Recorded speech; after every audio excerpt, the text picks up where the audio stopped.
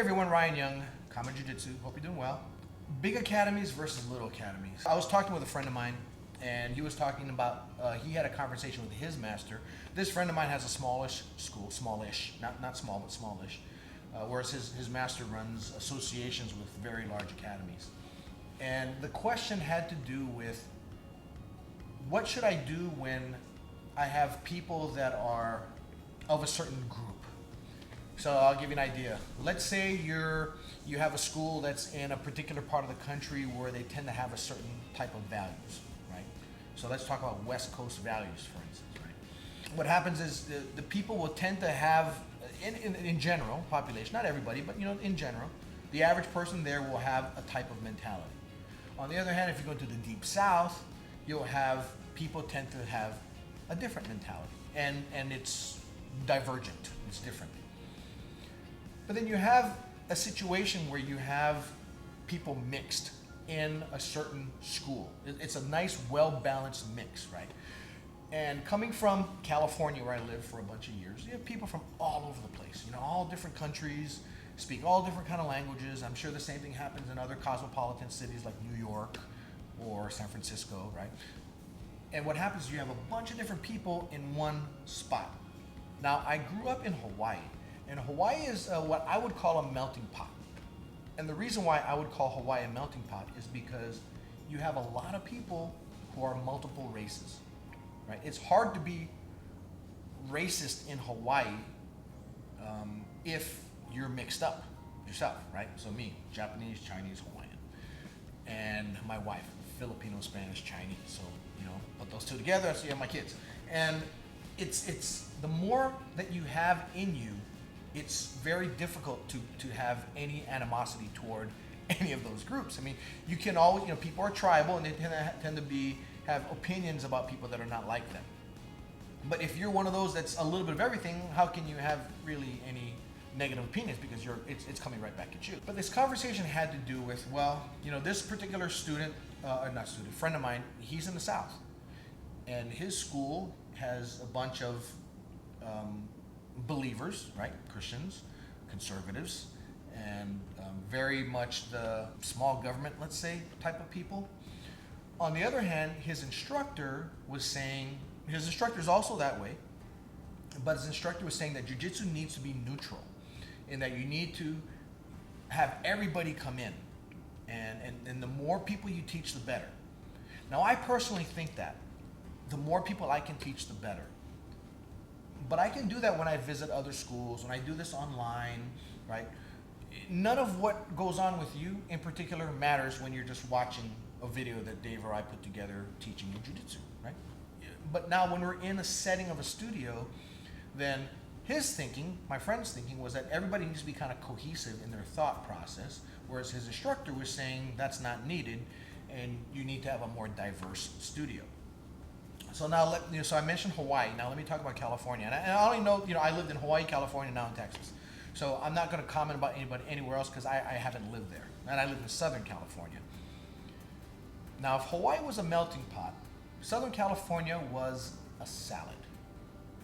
What do I mean by that? Well, in a salad, you have a bunch of things that you put into the salad, but those things that you put in are still distinct from each other. So you have the lettuce, you have the tomatoes, you have the cucumbers, you have the cheese, the dressing, or whatever you put in your salads, right? I don't eat salads, but whatever you put in them, they're not going to blend together like they would in a soup, for instance, right? Your soup is like your melting pot, right? You're going to have the meat and all that, but everything else that you put in, it all blends, right? The salt, the pepper, the broth, a lot of times the vegetables you put in will water down and they'll become part of the broth. To me, that is what Hawaii is. And people that maybe don't mix into that melting pot, they're the outsiders, and they might be, instead of the soup, they might be the steak, right? Just to kind of use a food analogy, I use them for California. But California, everybody's a salad, where everybody is together in one bowl, but they're separate still. So I'll give you an example. Where I lived in Southern California, you tended to have areas that would have a particular demographic gathered in an area. So like we all know about, any big city has a Chinatown, they have a little Italy, right? They might have a Vietnamese town or Thai town or whatever you want to call. whatever you want to call it. But that's kind of what happened in Southern California. You had people, you'd have a high school that have a lot of different people, but the kids tended to stick together by race. They naturally did it. It wasn't a matter of, as far as I know, it wasn't a matter of I only hang out with these people. It's that the common values that, you know, their parents would have, they would have it as well because they were raised in it. So therefore that becomes their values. And in a school, it was just easier to stick around with your own kind, which I hate to put it that way, but that's really what it was. I'll give you an example. When my son was in the 4th grade, he was in this program for accelerated students in his school district, and that program was out of 33 kids in a class, it was about 15 kids were of Indian descent, and about another 15 kids were of some kind of Chinese or Taiwanese descent, and then you had 3 kids that were not either one of those. So you had my son, who is, you know, Japanese, Chinese, Hawaiian, Filipino, Spanish, all that stuff, right? And then there were a couple of other kids that were Caucasian. But that was the entire group. Well, a lot of these kids, they hung out with each other because they, you know, had families that had similar values. So it would be, you know, I'll say one Chinese family with their son would call up the other Chinese family with their son, hey, let's have our sons hang out. That way the parents can have a conversation, they can talk about the homeland together, and then, you know, the kids all might speak Mandarin, you know, whereas my son only spoke English. And it's a comfortable thing. I don't think it was a conscious thing to segregate so much as these people have common values with me, and it's just easier to have a conversation when you're speaking with people who have a similar background as you, because it's the easy thing to do. The difficult thing to do would be to have a conversation with somebody who has no values, no cross values with you. But since they have no cross values with you, you talk to them, but then you're friendly with them, but you're not friends with them. Well, here's the thing. In a school like ours, I'm kind of the thought that there's value in having people that are kind of a cohesive group, because then you have people getting together all the time. You have parties, you have people hanging out with each other outside of class, hanging out with each other inside of class, and and since you have common values with each other, it's easy to strike up a conversation with someone and care for them in a sense because they believe the same thing you do. With anything, and it doesn't have to be with regard to race. It could be with regard to religion. It could be with regard to politics. As hot as those topics can be, it's not a hot topic if they're all on the same page, as an example. But let's say you have a really large school, and this school has people that are from all walks of life.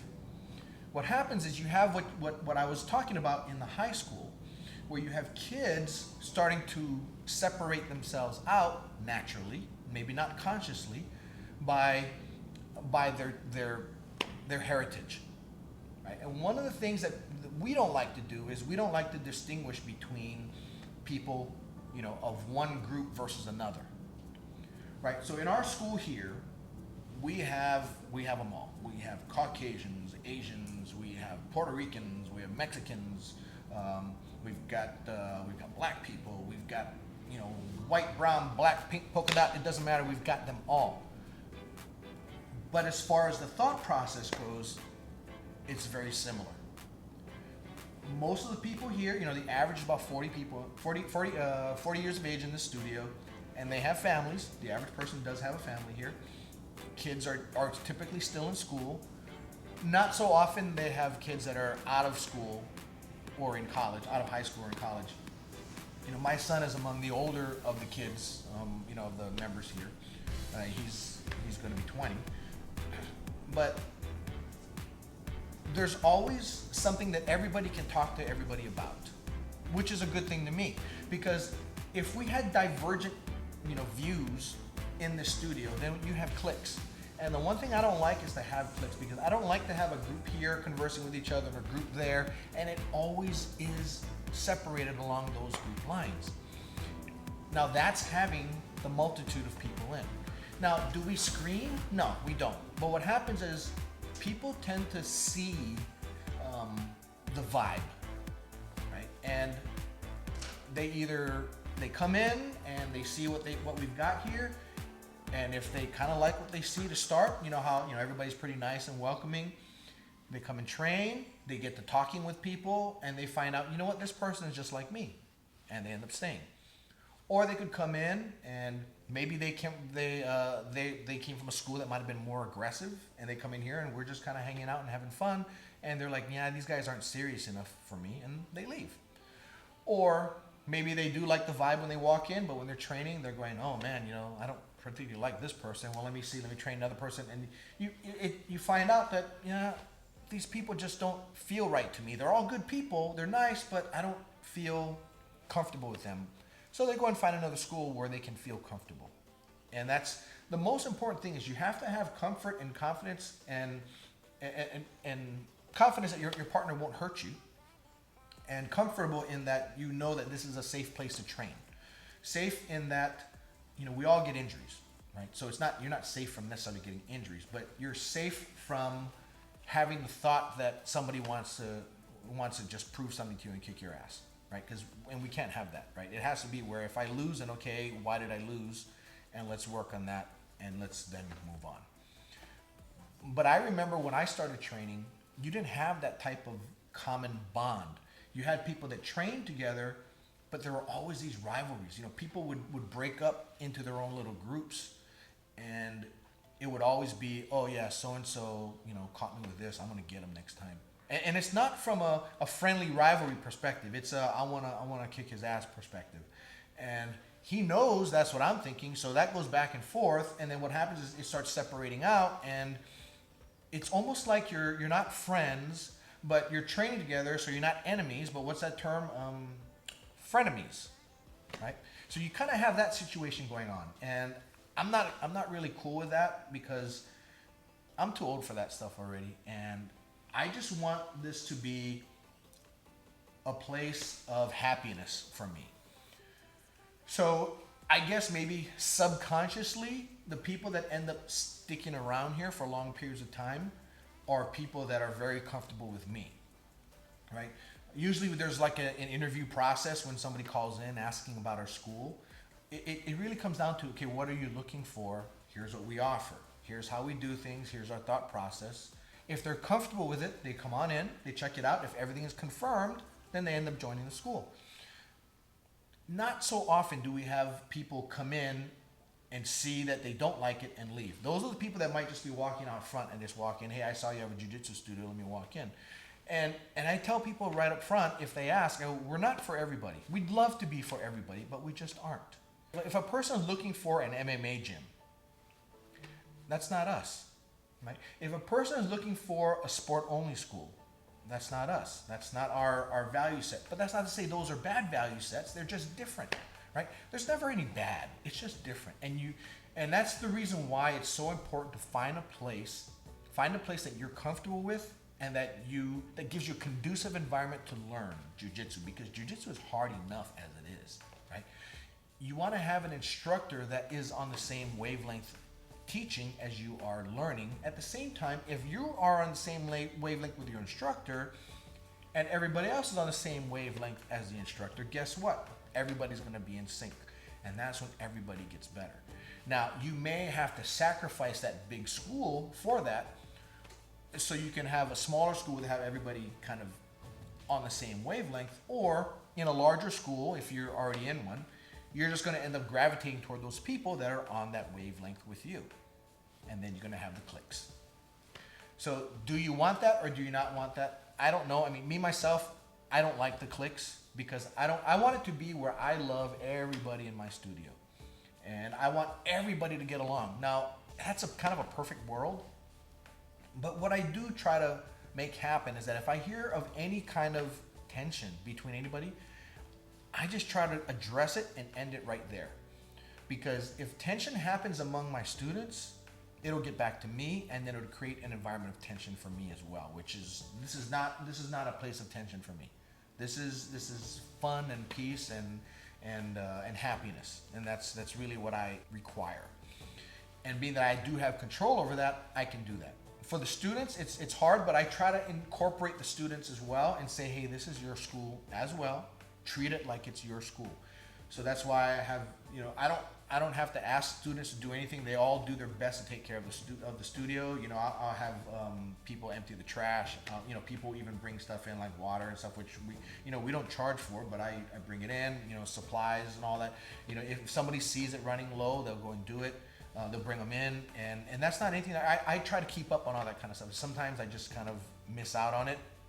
You know, one time I forget, but somebody will usually take care of it, because why? This is their school, and they feel that way. So being that they take ownership of the school is a happy place, and families are always welcome here. That's the mentality that I have, and that's a value that I have, is that, you know, we're a family studio. So yes, by all means, bring your kids, right? If your kids want to train, great. If you just if you have to bring your kids so that you can train because you don't have a babysitter, by all means, bring your kids in, because we love your kids too. We do these get-togethers, and yeah, bring your family. It's not an adults only kind of thing, because we want everybody to be there, because it's all about trying to build the cohesiveness of the family of the academy. So that's just something for you to think about, and I hope that kind of gave you some thoughts about whether you should be at a small school or whether you should be at a large school, because they each have their dynamics.